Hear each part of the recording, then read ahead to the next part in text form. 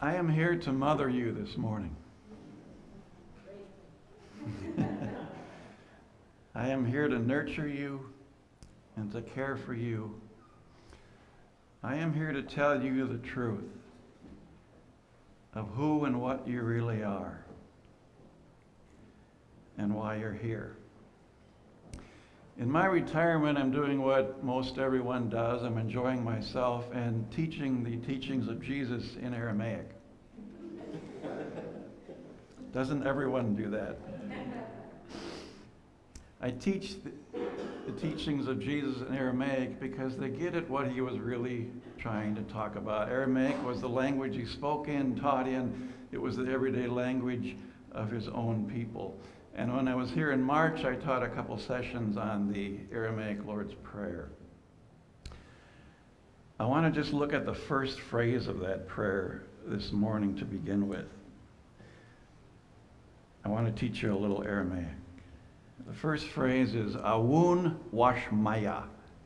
Awun Washmaya. From that, the English translates Our Father.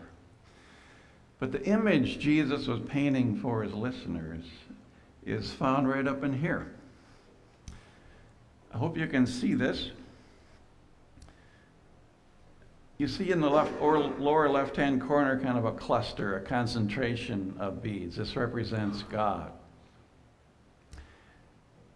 And what Jesus was trying to communicate is that Jesus is the one, God is the oneness. In Aramaic, the word for God means, Allaha means the oneness. Out of the oneness comes all things. Within this oneness is energy, is spiritual energy. God, what we call God, is the animating force within everything, that flows within everything. You and I are literally swimming in God without our even realizing it. God is an energy, a spiritual energy of light whose essence is love. This is your source. Now, all of these little pieces coming out of here represent souls. What are souls? Souls are this. The real you is a soul. The real you is spiritual energy of light, whose essence is love. That's the real you. That's what comes into this world, and that's what leaves this world. You are here temporarily as a human being, your soul incarnated in a human body. Mother yourself this morning. I'd like you to repeat after me. At the core of me is God. At the core of me is light. At the core of me is love. I am love. Please repeat that to yourself. These days I'm beginning every morning before I leave bed as I repeat that to myself. At the core of me is God, at the core of me is light, at the core of me is love. I am love. Did you know that the person you most want to love is yourself? It's true. Unless we love ourselves, we cannot love anyone else. We cannot connect truly with anything else. So love yourself and reminding yourself who you really are. And can we mother and love one another? Can we mother and love each other by reminding each other what they are? You are light. You are love. Do you know who's doing that best among us? Babies. Our little ones. You know the truth of what I'm talking about. I'm talking about the essence. Their essence. When they come into this world, We move to them like we move to a campfire on a cold night. We all are just attracted to them. Because you know what they're doing? They're reminding us of the truth of ourselves. They're reminding us of the truth of our essence, of our being. Just through their pure being. Just by being. They don't have to do anything. We just sit there and stare. And we take them in. And they remind us of who and what we really are. That's why we love being with them. This unconditional love. They don't know anything about judgment. They don't know anything about all the things that we get hung up on later as adults. They just are. We can remind each other and ourselves of who and what we really are.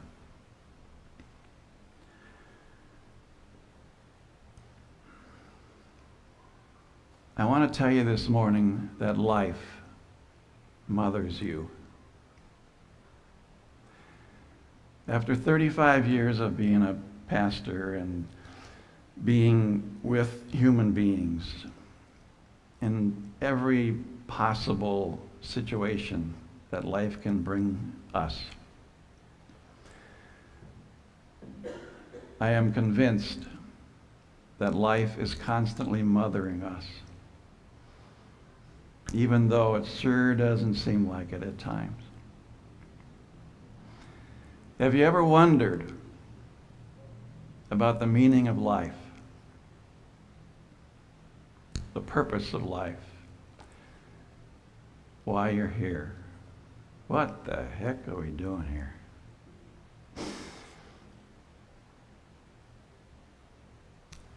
The answer can be expressed in one sentence. For the soul to grow into more of what it already is. That's it.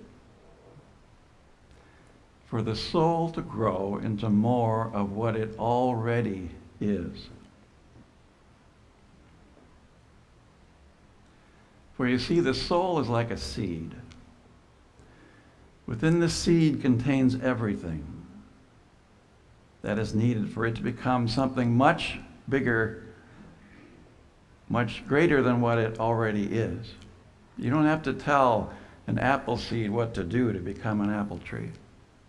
In that tiny little seed, everything is known how to do. It just knows how to do that. But what it needs is nurture. What it needs is to be planted. What our souls need is to be planted, to be incarnated into this human life. For the soul to grow, the basic instinct of the real you, your soul, is to evolve, to grow, to expand, to express. That's why it's here. How does it do that? Through the experiences it has here as a human being. All of them. All of your experiences. Souls love experiences. All of them. It's come here to experience everything it experiences here. But you don't like all of them. You don't like all of them. Your ego does not love all of them. What we have here on the planet Earth is really one giant earth school for the soul. We are an earth school right now. This is one giant classroom for the soul to come and experience and to learn and to grow. Now here's the kicker. Life is constantly happening for you and not to you. I'm absolutely convinced of that. I've been with people in the worst of the worst and the best of the best. And I've seen this truth lived out over and over again. Life is actually happening for you and not to you. In other words, everything here is happening for the growth of your soul. But it's in the rub. It's in the rub of your humanity and your divinity. It's in the rub of life as it is and the way you want it to be at any given moment where the growth comes from. It's in that rub. I want you to put your hands together and just rub them. And you feel the energy in your hands come alive. It's flowing more. You can feel it. It's alive. It's in the rub of life that your energy, your soul is awakened, and it grows and it expands. It learns. It becomes stronger. It gains insights. Darn, I wish it was easier than that. But it's often in the rub that we grow the most.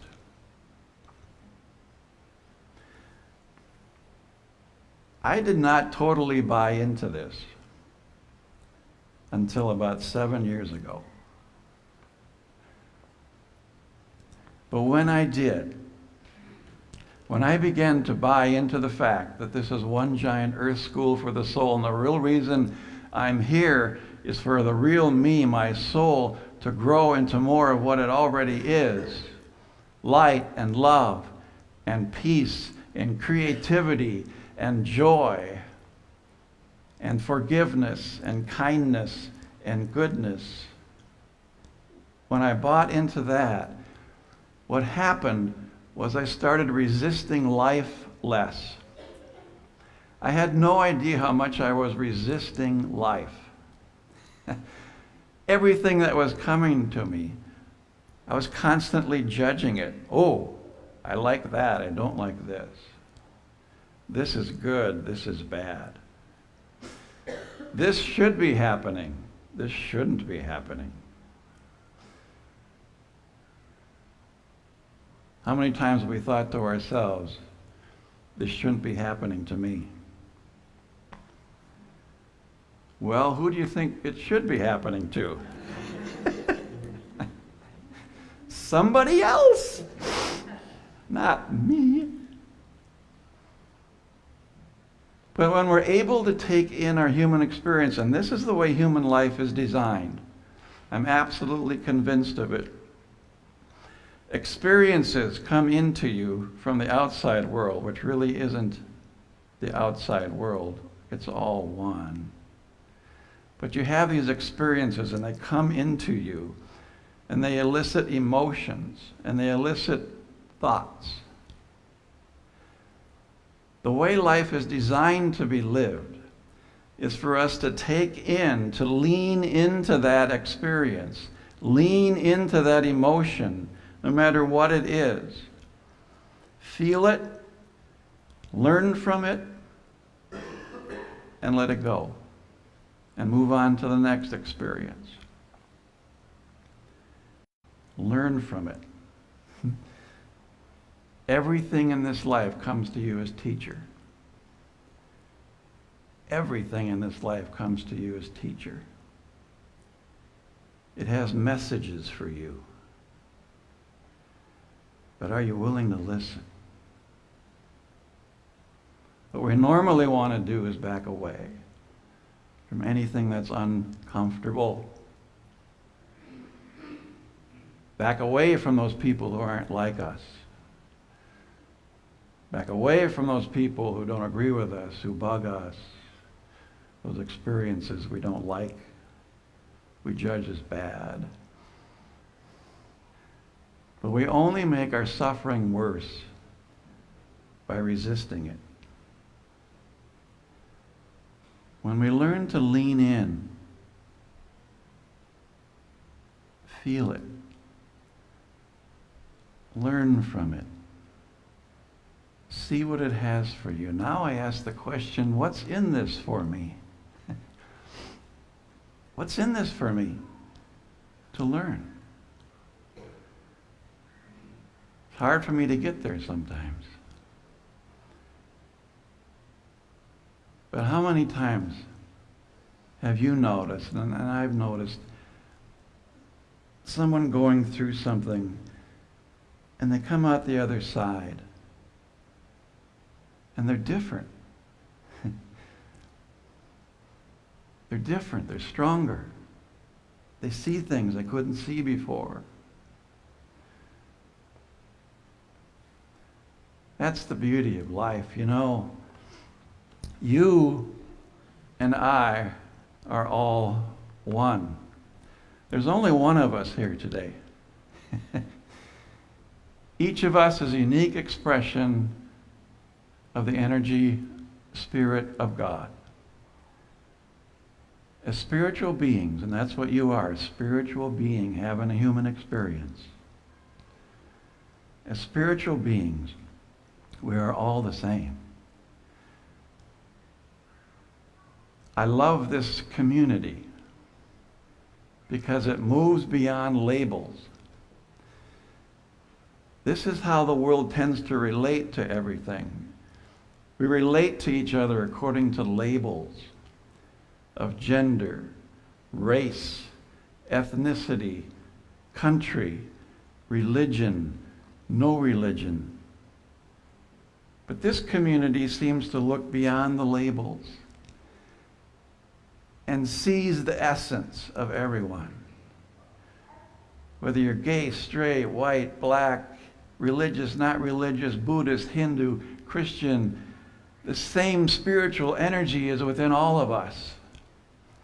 And all of us are here to learn and grow in this earth school for the soul. So I just close by asking you to be kind to yourself.